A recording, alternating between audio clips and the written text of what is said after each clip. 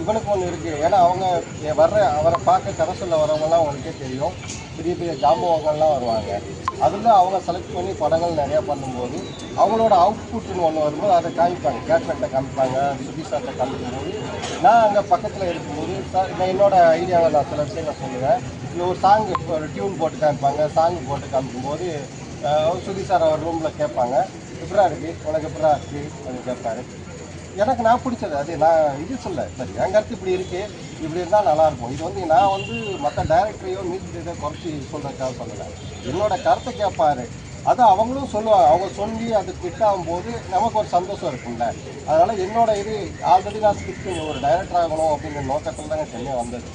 சரி விஜயகாந்த் சாரோட ஆஃபீஸில் இருந்துட்டு நான் அங்கேயே உட்காந்துட்டு கதை எழுதுறது வைக்கிறது, ஆஃபீஸ் வேலையும் பார்ப்பேன், மேனேஜர்ஸ் பண்ணுற வேலையை லொக்கேஷன் பார்க்குறது, பெர்மிஷன் வாங்குறது, எல்லா வேலையும் நான் இழுத்து போட்டு பார்த்துட்டு இருப்பேன். உடனே இவன் கொஞ்சம் நல்லா வேலை பார்க்குறான், சுறுசுறுப்பாக வேலை பார்க்குறான்னு சொல்லி எனக்கு ஒரு மேனேஜர் கார்டு தான் வாங்கி கொடுக்கன்னு அவங்க ட்ரை பண்ணாங்க. ஏன்னா நல்லா வேலை பார்க்குறான் அந்த பையன் அப்படின்னு. அப்போ என்னோடய ஆசையை கேட்கும்போது தான் நான் சொன்னேன், இதுக்குள்ள கேட்டேன் நான் வந்து டைரக்டர் ஆகணும்னு ஆசைப்பட்றேன் அப்படின்னா. அப்படியாடா எப்போ இந்த இதை வந்து இல்லை சின்ன வயசுலேருந்தே நான் ஸ்டோரியெல்லாம் எழுதியிருக்கேன் அப்படிங்கிறத இல்லை இந்த சொன்னேன். நான் எனக்கு உதவி பண்ண அந்த எங்களோட ப்ரொடக்ஷன் மேனேஜர்ஸ் அவ்வளோ பேரும் எனக்கு ஹெல்ப் பண்ணாங்க. அப்புறம் நானே மறைச்சி வச்சு கதை எழுதுவேன். அதெல்லாம் நீ ஏன்டா இப்படி பண்ணுற, நீ வெளியில் கொண்டு வா, நீ உள்ளுக்குள்ளே உட்காந்துட்டு இருந்தானா எப்படி இருக்க முடியும்னு அவங்க தான் கேப்டன்ட்டை எனக்கு அப்படி கொண்டு போகிறாங்க. சுதீஷ் சார் மூலியமாக கேப்டன்ட்டை கொண்டு போகிறாங்க.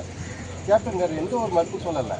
ஏன்னா நாங்கள் ஃபுல்லாக இருக்கிறோம், என்னை பற்றி தெரியும். அத்தனை வருஷமாக நான் ஒரு வீட்டில், அதாவது அவர் வீட்டுக்குள்ளே வரைக்கும் போய் சாப்பிட்றது. நாங்கள் அங்கே வீட்டில் தான் எங்களுக்கெல்லாம் சாப்பாடு. நாங்கள் வேலை பார்க்குறவங்க எல்லாருமே வீட்டில் தான் சாப்பிடுவோம். யாருக்குமே ஹோட்டல்லேருந்து இப்போ சொல்லப்போனால் இப்போ கடைசியில் இருக்குது கேப்டன்ஸ் இமிக்ரேஷன் ஆரம்பிக்கும் போது கடைசியில் இருக்க எல்லா உதவி இயக்குனருக்கும் தெரியும் நான் ஆஃபீஸ் பாயிண்ட். வல்லரசு படம் பண்ணும்போதும் நரசிம்மா படம் பண்ணும்போதும் கதை கேட்பாங்க, அவ்வளோ கதை கேட்டிருப்பாங்க. அதில் வர எல்லா விஜயகாந்த் சார் சொல்கிற ஒரே விஷயம், வர்ற எந்த உதவி இயக்குனரும் சாப்பிடாமல் போகக்கூடாது. யார் கதை சொல்ல வந்தாலும் சரி. காலையில் பார்த்தீங்கன்னா காலையில் 10-20 பேர் இருப்பாங்க, மதியானத்துக்கு மேலே 10-20 பேர் வருவாங்க. நான் எத்தனை பேர் வந்தாலும் அவ்வளோ பேருக்கும் சாப்பாடு வாங்கி கொடுக்குறது என் வேலை. இப்போ இந்த கேப்டன் சாப்பாடு வாங்கி கொடுப்பார்ல, அதை நான் தானே வாங்கி கொடுக்குறேன். அப்புறம் இருக்க உதவி இயக்குநர்களுக்கெல்லாம் என் மேலே ஒரு பாசம் இருக்கும். அப்போ எல்லாருக்கும் நான் என்னோடய ஆசையை நான் அவங்ககிட்ட தான் சொல்லிட்டு இருந்தேன். ஆனால் நீங்கள் படம் பண்ணும்போது என்னை வந்து ஆசிரியர் தான் வச்சுக்கோங்க அப்படின்னு எல்லாத்தையுமே கேட்டேன். அந்த கேட்டது மூலியமாக இது வரைக்கும் நான் அங்கே ட்ராவல் பண்ணிக்கிட்டு இருக்கேன்.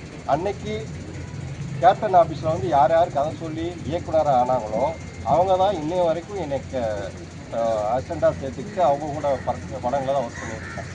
2000, 2001, 2002லலாம் எத்தனை அசிஸ்டன்ட் டைரக்டர் நீங்கள் கேப்டனை கதை சொல்ல வந்திருந்தாலும் அங்கே எல்லாருமே என்னை பார்த்துருக்கலாம். எல்லோரும் முருகான்னு சொல்லிக்கிட்டே இருப்பீங்க. ஏன்னா அந்த அளவுக்கு அவர் சொல்கிற அந்த சாப்பாடை நான் சாப்பாடு போட்டதுனால அவங்களுக்கு என் மேலே ஒரு பாசம், தனி பாசம் இருக்கும். சார் அவ்வளோ அளவுக்கு சுதீஷ் கேப்டன்கிட்ட சொல்லியிருக்காரு, கதை எழுத வச்சிருக்காரு. கேப்டன் பையனும் இன்னைக்கு நடிகராக வளர்ந்துட்டு இருக்காங்க. அவங்கள வச்சு படம் பண்ணணும்னு நினைக்காம இவர் நல்லா தான் பண்ணியிருக்காரு. ஏன் இப்படி ஒரு புதுமுகம், ஒரு செட்டப்பு? இல்லை எனக்கு அதான் சொல்கிறேன்ல, இப்போ தம்பி சண்முக பாண்டியனை வச்சு நான் என்னை கூப்பிட்டு பண்ண வைக்கணும் இல்லை, அவங்களும் பல முயற்சிகளும் பண்ணிகிட்டு இருக்காங்க. தம்பியே இப்போ தான் வந்து 2-3 படங்கள் இப்போ தான் கொஞ்சம் முன்னாடி இருந்ததை விட ஒவ்வொரு படமாக முன்னேறி இப்போ தான் வந்து கொப்பு சிவி படைத்தலைவர்னா ஒரு நல்ல நேம் வந்து கேப்டனோட இடத்த இப்போ தான் கொஞ்சம். இந்த படத்தை சுதீஷுக்கும் பிரேமலதா மேடத்துக்கு போட்டு கண்டிப்பாக காட்டுவேன் சார். ஏன்னா இது படத்தை வந்து நம்ம இப்போ தான் ரிலீஸ் பண்ணி ஆக்சுவலி ரிலீஸ்க்கு முன்னாடியே நாங்கள் அவங்ககிட்ட காட்ட நினச்ச ஒரு விஷயந்தான். ப்ரொடக்ஷன் எல்லாருமே நாங்கள் பேசிக்கிட்டு தான் இருந்தோம். அவங்கள சரியான முறையில் நம்ம கூப்பிட்டு எல்லோரும் சேர்ந்து அவங்கள மரியாதையாக கூப்பிட்டு இந்த படத்தை போட்டு காமிக்கணும்னு தான் ரவி சார் சொன்னார். ஏன்னா இப்போது நாங்கள் இப்போ 2-3 நாளாக அவங்களுக்கு நாங்கள் தொடர்பு பண்ண நினைக்கும் போது அண்ணி கொஞ்சம் வெளியில் இருந்தாங்க, கொஞ்சம் இந்த அரசியல் பிஸியில் இருக்கிறதுனால இப்போதைக்கு எங்களால் அதை கான்டாக்ட் பண்ண முடியலை. கண்டிப்பாக 2 நாள் ரிலீஸ் முடிஞ்சதுக்கப்புறம் கூட அவங்க எப்போ ஃப்ரீயாக இருக்கிறாங்களோ அந்த நேரத்தை கேட்டு எங்கள் டீமே போய் அவங்கள கூப்பிட்டு வந்து இந்த படத்தை காமிப்போம். கண்டிப்பாக இந்த படத்தை வந்து அவங்க பார்த்து ரசிப்பாங்க. அதுக்கு பிறகு நீங்கள் சொன்ன வாக்கு பழிச்சுது அப்படின்னா தம்பி சண்முக பாண்டியனை வச்சு பண்ணுற ஒரு வாய்ப்பு கிடச்சிதுன்னா அதை விட ஒரு நன்றி கடன் எனக்கு வேறு எதுவும் இல்லை. அதை அவங்க தான் முடிவு பண்ணணும். இன்றைக்கெல்லாம் ப்ரொமோஷனுக்கு ஹீரோயினாக வர மாட்டாங்க, ஹீரோயினும் வந்திருக்காங்க, ஹீரோயினுக்கு அக்கா மாதிரி இருக்க வினோதினி மேடமும் வந்திருக்கிறாங்க. இவங்களுக்கு அடுத்தடுத்த படங்களில் தொடர்ந்து உங்கள் படத்தில் வாய்ப்புகள் அதெல்லாம் எப்படி? அதாவது நல்லது செய்யணும்னு நினைக்கிற எல்லாருமே எங்கே வேணாலும் போவாங்க.